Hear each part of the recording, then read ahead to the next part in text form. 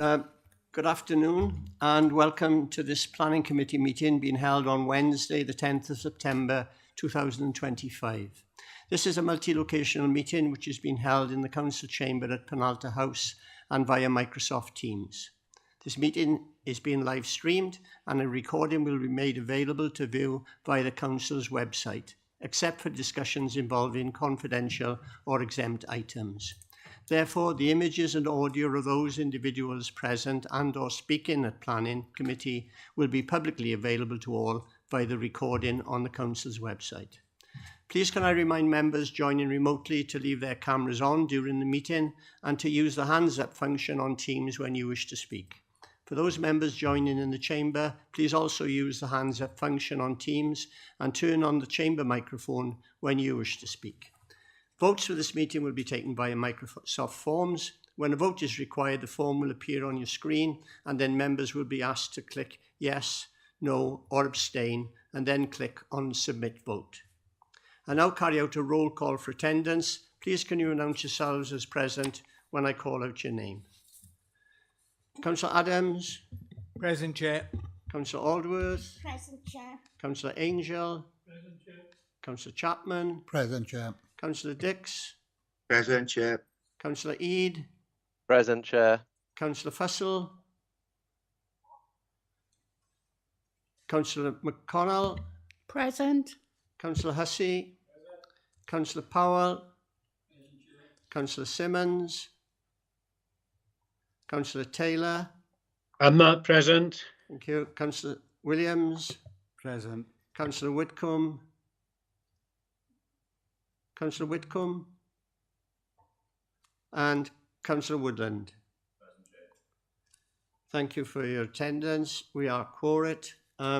We now move on to agenda item 1, which is to receive apologies for absence. Apologies for absence has been received from Councillor Julian Simmons. There are 1 or 2 people missing, so if you are aware of an apology from them, please will you tell the committee services. Sorry. What's that? Okay. Yep. Okay, just a technical hitch. Right, the next item is declarations of interest. That's agenda item 2. Councillors and officers are reminded of their personal responsibility to declare any personal and or prejudicial interest in respect of any items of business on this agenda in accordance with the Local Government Act 2000, the Council's Constitution and the Code of Conduct for both councillors and officers. Are there any declarations? There are no indications of that. Thank you. So now we move on to agenda item 3, which is minutes of the Planning Committee meeting held on the 13th of August 2025. That's pages 1 to 4 of the pack. I shall go through them 1 page at a time for accuracy. Page 1, page 2, page 3, and page 4. Okay, can somebody move those minutes? Thank you, Councillor. And then seconded? Right, can we have a voting slip then, please? Thank you, Vicky. Can you vote for, against, or abstain? And click on Submit button.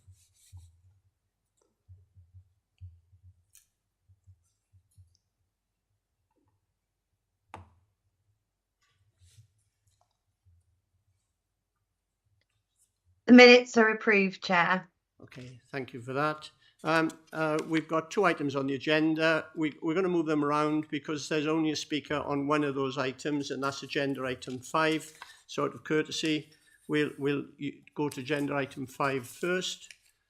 This is application number 25/464 RM. It's Virginia Park Golf Course, Virginia Park, Caerphilly. The case officer is Anthony Pine, and it's pages 21 to 43 on your pack. Anthony, can you make the presentation, please? Thank you, Chair. Good evening, everyone. As you can see coming up before you, yes, this application seeks approval of reserve matters on the former Virginia Park golf course for 174 dwellings in the northern part of the site. And you can see on the right-hand side of this slide, in the thick black line, the area of the former golf course that this reserve matters application relates to. I will go through the officer presentation to explain the proposal in greater detail to members. I'd like to clarify to members that the reserve matters being sought for approval relate to layout, scale, appearance and landscaping. It does currently mention in the title access. However, just to clarify, this was considered at outline stage, so is not under consideration tonight. The aerial photograph coming up before you now is just to provide some context. Here you can see in the middle of the slide, hopefully you can see my little hand pointer. This is kind of the whole of the Virginia Park golf course. As I mentioned, this reserve matters application relates to the northern part of the site. Further context, this is taken from an illustrative plan taken from the original outline permission, showing the sort of whole of the outline red line boundary. And as I've mentioned, this is the northern part of the site. In terms of the access, you might be able to see the red arrow there. That's indicating where the approved access from Hillbrow Wen was approved under the outline permission.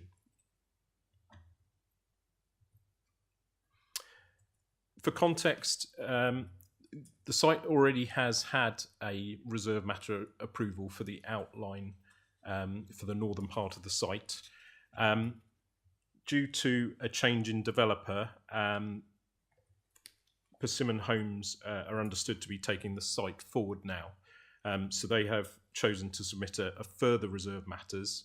But I've included this just to be able to flick between this, which is the approved layout under 210477 RM, and the proposed reserve matters layout now for consideration by members. I can flick back in. The main parts of the site, including the road layout, the kind of adoption of a spine road through the site, then at the southern end, sort of connecting to the second phase as it's envisaged.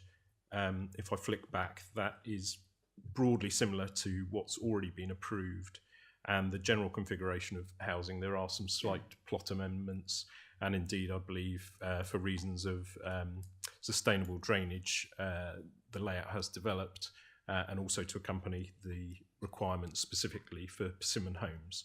But in essence, the layouts are very similar.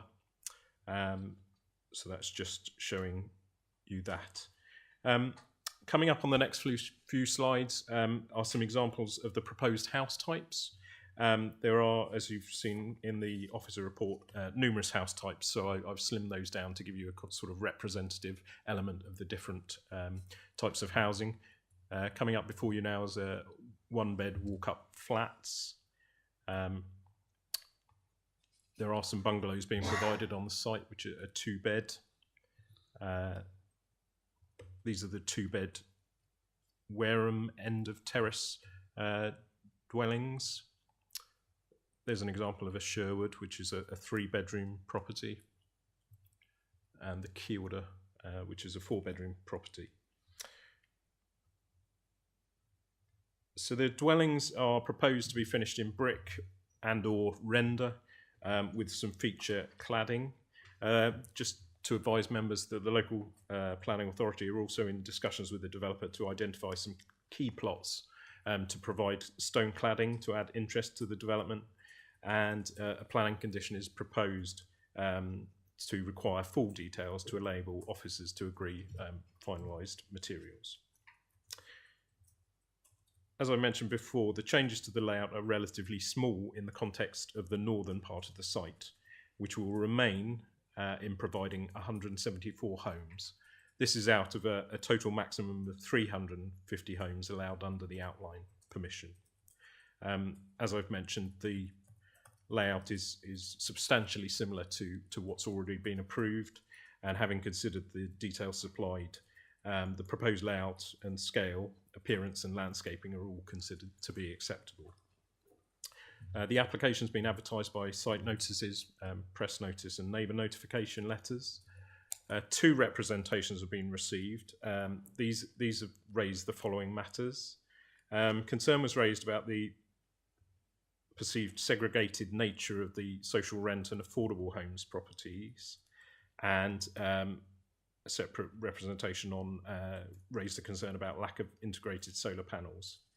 Just to sort of advise members, in respect of affordable housing, and I can just trace out with my cursor, hopefully. Affordable housing is proposed on the site. If I just show, there's a run there down here. There's a row of 3 units there. Further in the this corner here, a further 3 units, and then a cluster of affordable housing just moving over here, around here, and these properties down here.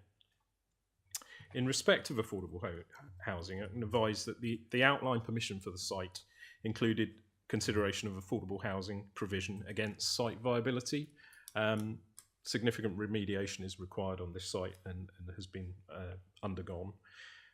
It was concluded at outline stage that due to viability issues, a relatively low number of affordable housing units could be provided on the site, and the legal agreement accompanying the outline permission requires 7.14% of units to be provided as affordable housing. Whilst this reserve matters would be covered under that legal agreement, and therefore a minimum of 7.14% of the units would be required to be affordable housing across the site, it's noted that the submitted information indicates that the developer is seeking to provide 80 affordable homes across this first phase, that's out of the 174 units, partly in conjunction with a local registered social landlord. If delivered, this would greatly exceed the required minimum affordable housing provision, and this is seen as a potential additional benefit to the development. So in terms of segregation and clustering, the potential additional affordable housing has been weighed against the level required under the legal agreement, which is only, as I said, 7.14%.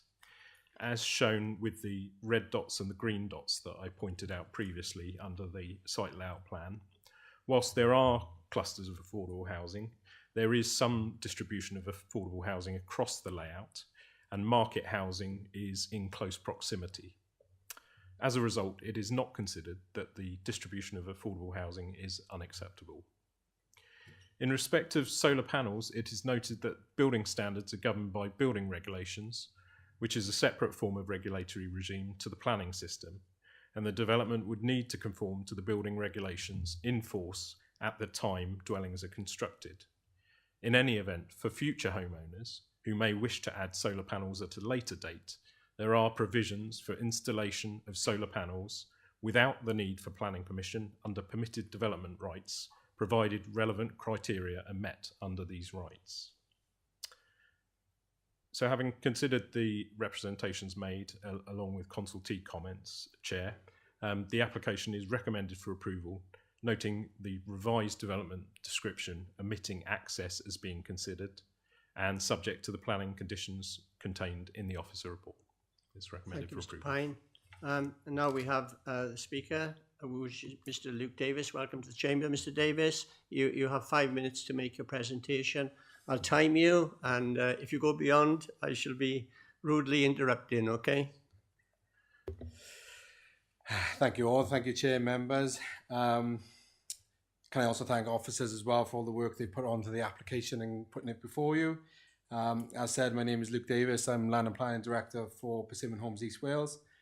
Just as a bit of context, obviously Persimmon Homes, we are the largest private house builder within Wales, and our East Wales business delivers yearly around 400 new homes every year.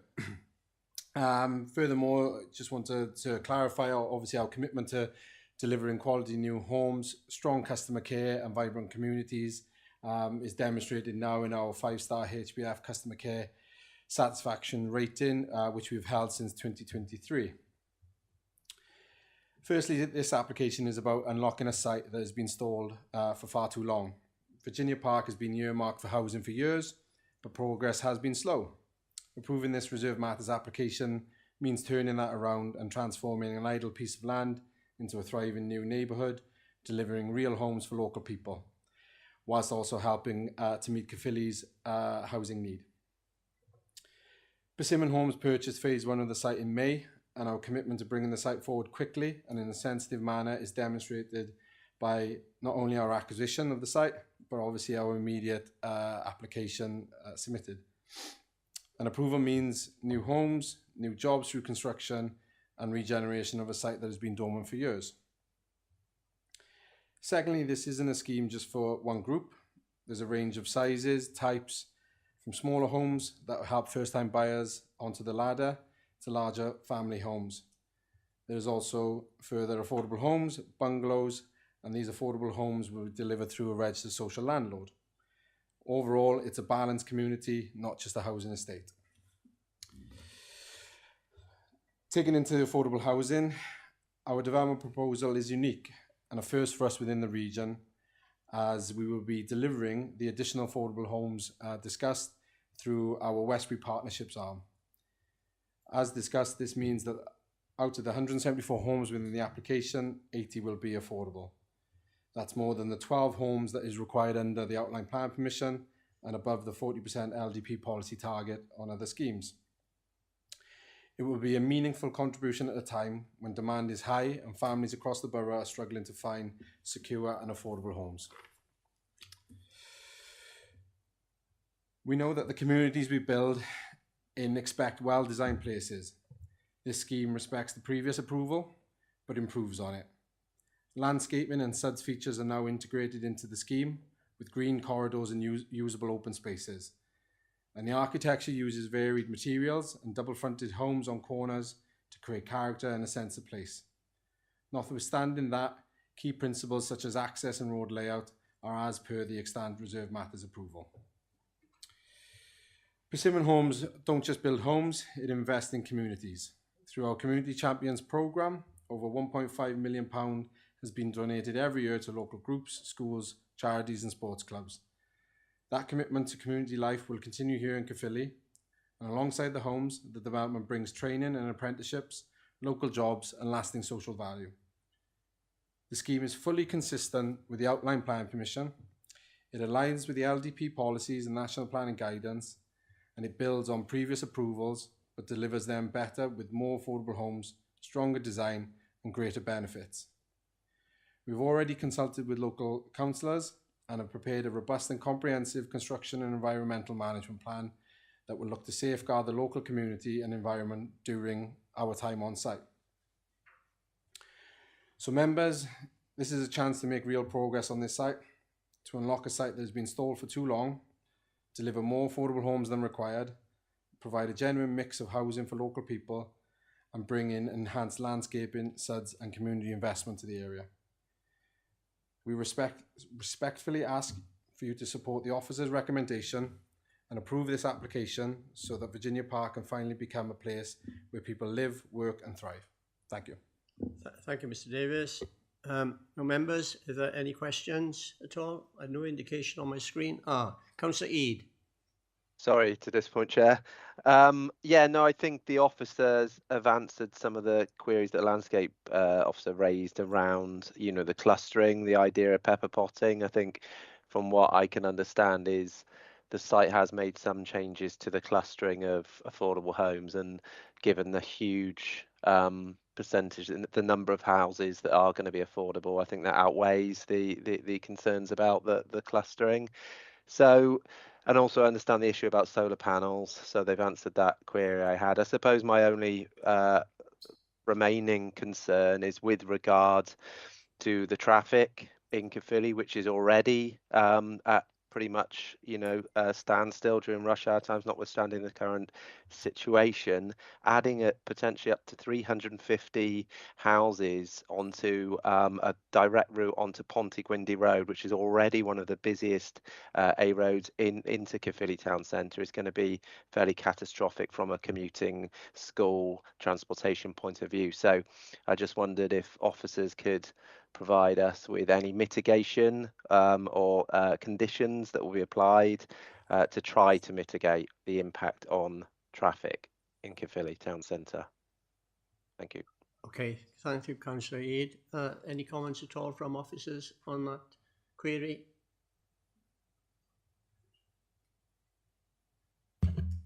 Lisa Cooper's got a hand up. Lisa, could you come in then, please? Yeah, hi. Well, as Anthony sort of pointed out earlier, the principle of the development's already been established with the outline process. So obviously this is just reserve matters, and as he also explained, access has been taken out of the equation on this one now. I didn't deal with the outline application myself, but obviously I do recall that transport assessments at the time would have been undertaken. And I think a big part of that would have been sort of the fallback position of the site sort of already operating as a golf club. So the traffic modelling sort of would have been undertaken as part of that process. But, the outline has already been established. So I think it'd be quite difficult at this stage sort of to try and sort of push for any sort of mitigation.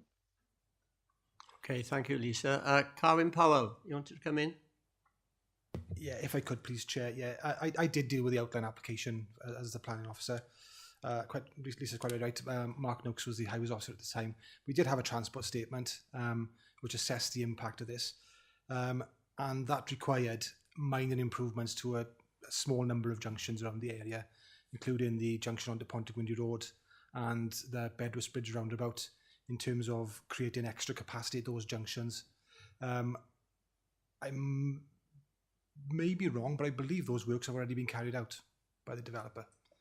Certainly there were works to both of those junctions since the outline consent has been granted. So in terms of impact on the highway, as has already been pointed out, this is a reserve matters. That point has already been established at the outline stage, and minor improvements to junctions where they were required are part of the application, and in my opinion have been carried out already anyway. Okay, thank you, Mr. Powell. Lisa Cooper wanted to come back. Yeah, certainly the junction improvements will be done onto Pontygwyndy Road.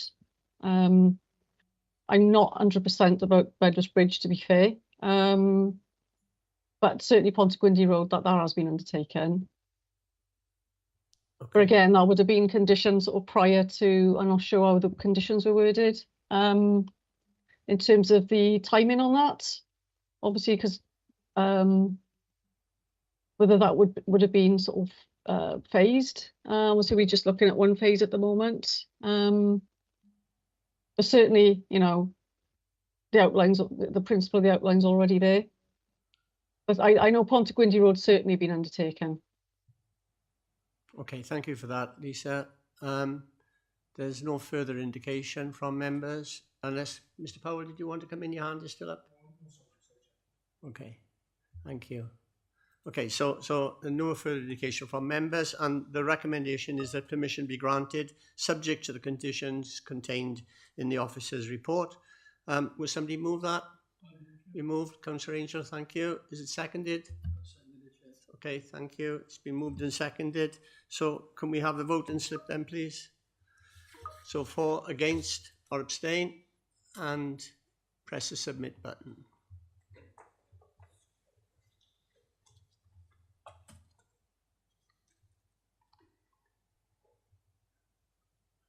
We'll wait for our response from Vicky. Sorry, Chair. The votes have been cast and the application has been passed by a majority. Okay, thank you very much, Vicky.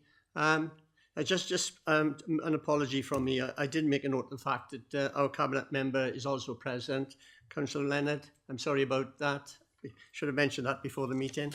Okay, now we're going to move on to the next item then, which is agenda item 4. I don't know whether you want to leave before we start. Thank you for your attendance this evening. Okay. Agenda item 4 is application number 24/0696 NCC. It's a cooperative food, Marvin Road, Nelson, Treharris, CF 46 6PE. The case officer is Helen Winsell, and it's on page 5 to 19 of the report. Helen, can you make the presentation on this one then, please? Thank you, Chair. So this is the Aldi store, if you know it, that's being built in Nelson currently. The address is down as cooperative food because the co-op was still there when the application came in. But just to clarify, it is the Aldi store that's been built on Marvin Road in Nelson. Members may recall that was granted planning permission in committee last year. So that's the site location there. The application that we're looking at, I'm not going to read the description out because, as I'll come to at the end, I am proposing some slight amendments to the description just to clarify it a little bit more. But the application is essentially for a variation of condition associated with the delivery hours that have been permitted by condition for the new Aldi supermarket. So the current planning permission through condition allows deliveries to be made to the store from 7 o'clock in the morning to 9 o'clock at night, Monday to Saturday, and from 8 o'clock in the morning to 6 o'clock at night on Sundays and bank holidays. The proposal in this application is to allow an extra hour for deliveries in the morning, so from 6 a.m. till 9 p.m. Monday to Saturday, and 7 a.m. to 6 p.m. 6 a.m. to 9 p.m. Monday to Saturday, and from 7 a.m. to 6 p.m. Sundays and bank holidays. So just allow that extra hour in the morning for deliveries. And we understand that the reason why they want to do that is just to give them a little bit more flexibility for their deliveries. So there's your photograph up there. That's as the building was. So that's the old co-op building within that aerial photograph. You can see the access in the northeast of the site. So that access was used for deliveries and customers when the co-op was open. Albeit that there was a sort of one-way system in place there for the customers to effectively do a loop round to sort of come in and out, if you like, of there.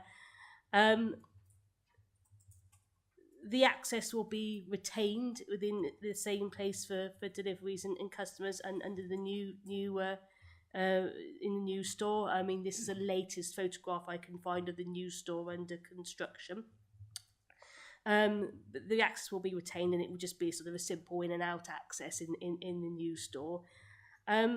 So just to explain as well, when the co-op was in operation, deliveries when they came in were on the east side of the building, sort of close to the access. Now in the building of the new store, and I'll put on a layout plan in a minute, which will show it a little bit better.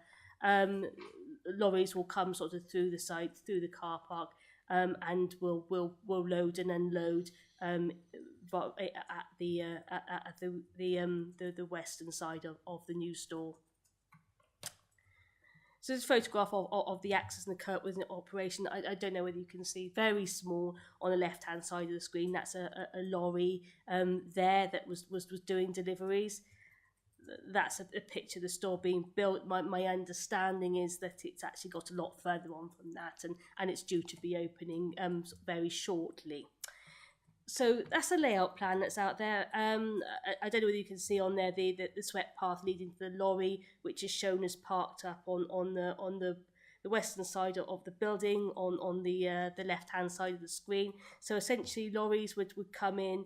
It's intended that they would reverse sort of back in, sort of up to the wall of the store, and essentially that they would load and unload straight into the storeroom.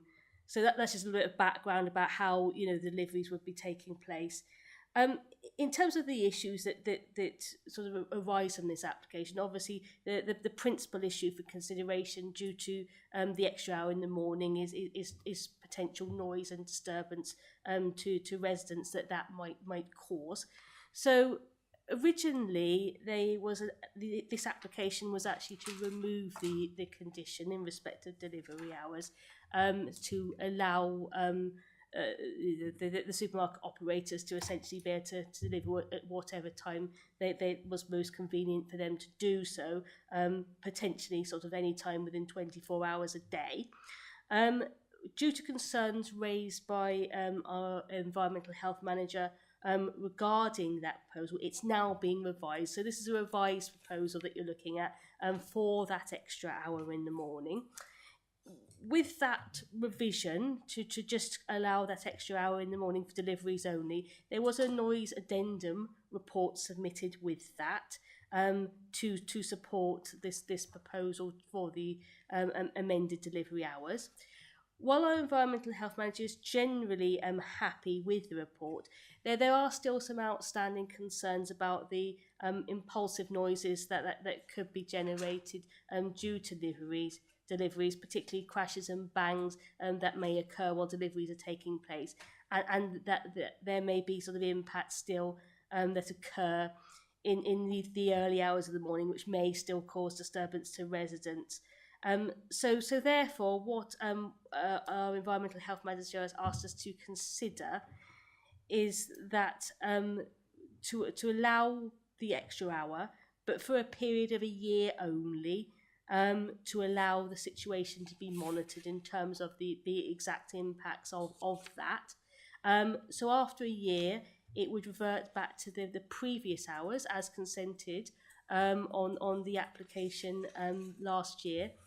But obviously, if there weren't considered to be any problems, it would give the capacity for the applicant to make an application again, and to consider whether it would be appropriate in order to make that extension of hours permanent.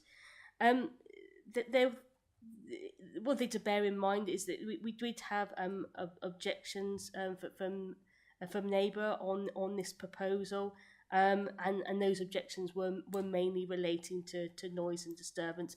So we're also mindful of the concerns that have been raised in that respect in putting forward the proposal for the condition to just be varied for a year initially, and allow that situation to be monitored. So just a few updates on this application before I finish. So I mentioned the description.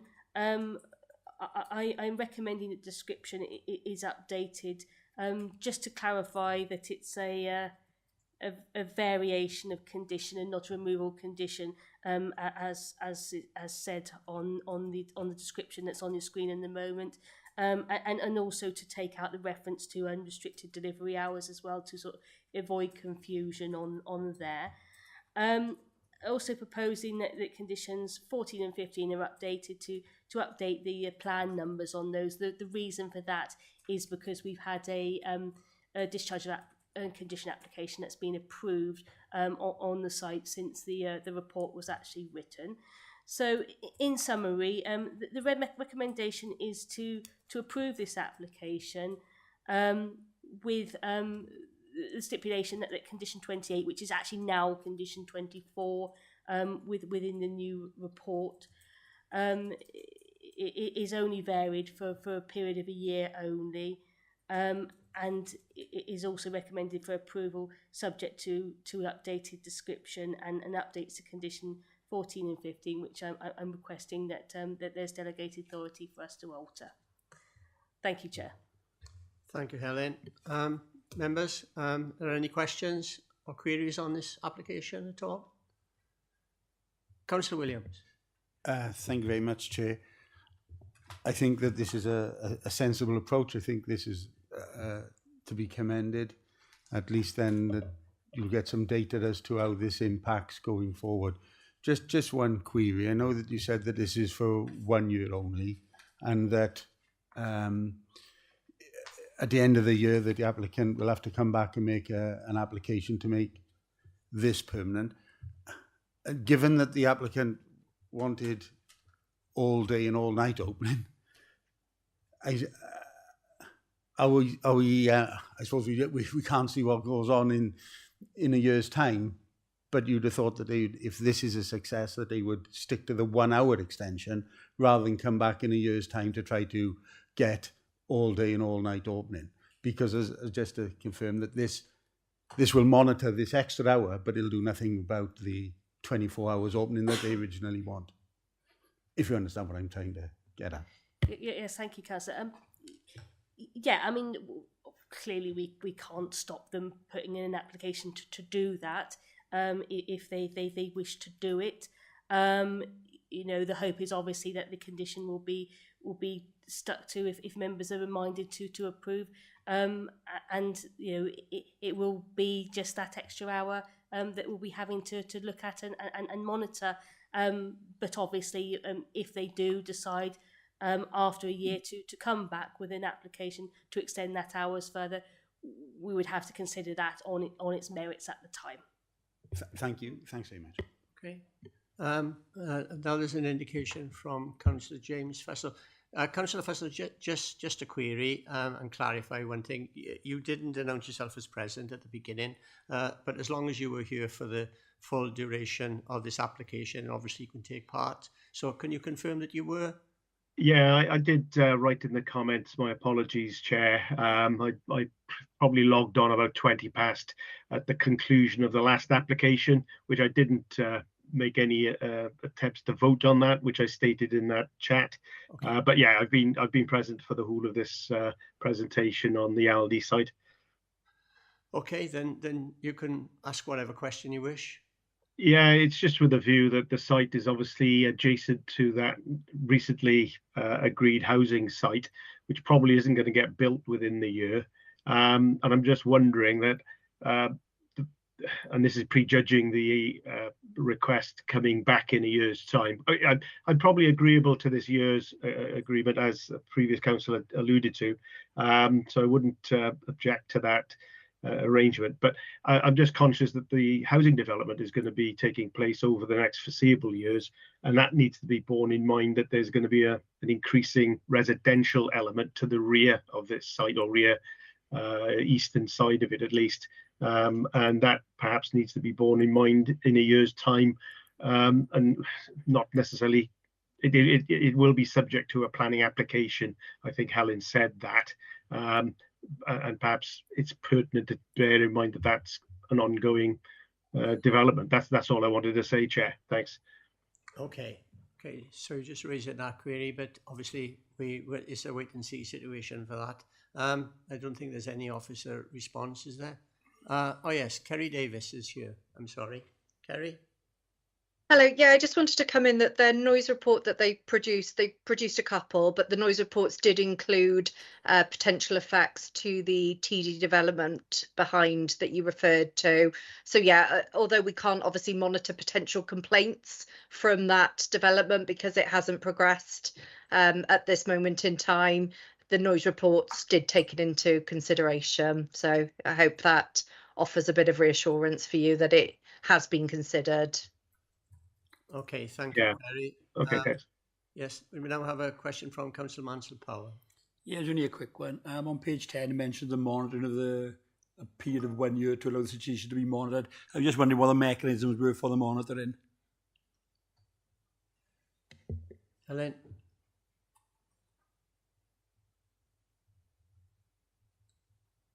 Yeah, thank you. Sorry, Chair. Well, yeah, I mean, I think Kerry's got a hand up, so I don't know whether she wishes to come back in on that one. But it's obviously going to be principally, are we getting any complaints regarding this and the investigation of those complaints? Okay, thank you, Helen. Kerry, your hand is still up. Did you want to come back in? Yeah, I was just going to say exactly what Helen said. It will be largely driven by any complaints that our section in environmental health receives from any of the residential, mainly occupants. It is a common occurrence. Delivery causes the disturbance that Helen referred to in her reports, the bangs, the crashes, the clatters, and obviously because this is application is to consider a 6 a.m. start in noise terms. For us, that's considered a night time. Our daytime start is a 7 a.m. start. For obvious reasons, you know, earlier on in the morning, you tend to get a low background level and less traffic flows, etc., that could potentially mask some of those noises. So, but yeah, our monitoring will be largely led by complaints that we may or may not receive. But I've asked Aldi to stipulate the frequency of those early morning deliveries so we can see how regularly they're using it, because obviously if they don't use it, then the monitoring's a bit of a moot point. So we need to be aware of exactly when those early morning deliveries or how regularly those early morning deliveries are occurring over the next year. Okay, thank you, Kerry. Does that satisfy your query? Yes, all it was with the monitoring, obviously relying on residents keeping a log, and I was a bit curious to see if the delivery would be arrived at that time for that 1 year. That was all, but that's fine. Thank you. Okay, thank you, Councillor Powell. There's no further indication from members. The recommendation is that permission be granted, and those adjustments that have already been mentioned by the officers that are contained in the officers' report. So, members, what's your wishes on this? Can somebody move it? Okay, be moved. Councillor Adams, thank you. And I notice you nod there. Councillor Angel, was that a second there? Yeah. Okay, thank you. In which case, can we have the voting slip then, please?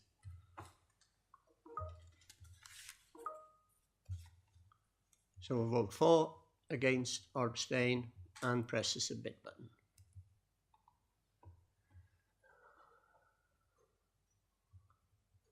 Chair, the application has been passed unanimously. Okay, thank you for that, Vicky. And that concludes tonight's agenda. Thank you for your attendance, members. I wish you all a good evening. Thank you.